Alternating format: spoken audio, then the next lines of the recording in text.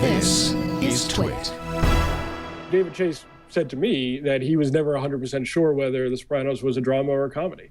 In many ways, it was Father Knows Best. Just, again, to quote David Chase, Father Knows Best how to kill people. Although, as you point out, there was I think the third episode of the first season, a real do-or-die moment for The Sopranos. The episode's called College. In it, Tony Soprano, the premise is a very, Father Knows Best kind of premise. Tony Soprano takes his daughter, Meadow, on a tour of colleges so she knows which to apply to. In the middle of it, meets an informer up, where was it, Bowdoin or somewhere up in Maine, who has been in the witness protection program and kills him extremely brutally on camera, a 30-second strangulation scene. Even HBO did not want to air this. Right. It's one of those moments like Ozzie and Harriet sleeping in the same bed that, it's hard to imagine television before this. But it was as revolutionary a moment. It is as significant a moment in this golden age as has ever been. I mean, considering that at that moment, the idea of having a character who looked like it was HBO had already bitten the bullet and had an actor who looked like James Gandolfini doing terrible things on screen. Clearly not a nice guy. Clearly a new kind of hero, quote unquote.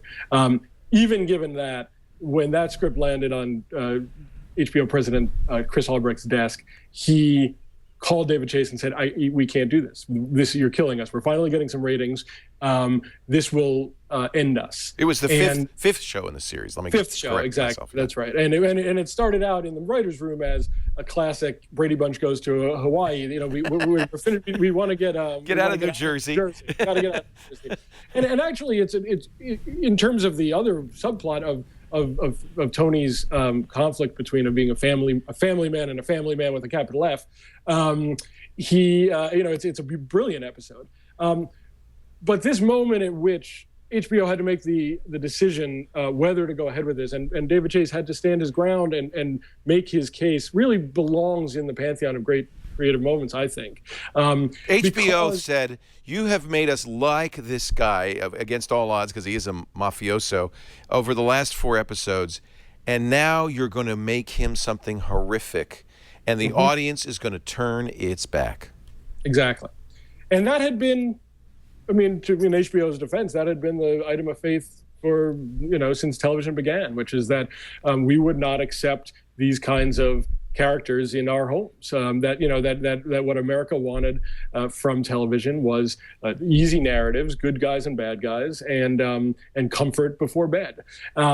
And that's why allowing that moment to go through, although adulterized just a tiny bit by making him a worse guy than in the original script, which is a compromise that the guy he's killing. Yeah, they made the snitch really a terrible person, right? Yeah, they show him selling drugs to kids, and honestly, it's probably the last compromise on that level that The Sopranos made, but it doesn't diminish what that moment meant, which is that suddenly you could have a different kind of protagonist, and what happened was that people didn't turn their back on it, and within a handful of years, you have Dexter, which is. And you have a serial killer hero. Yeah, and you open the floodgates to this kind of character that really dominated certainly the 2000s on television.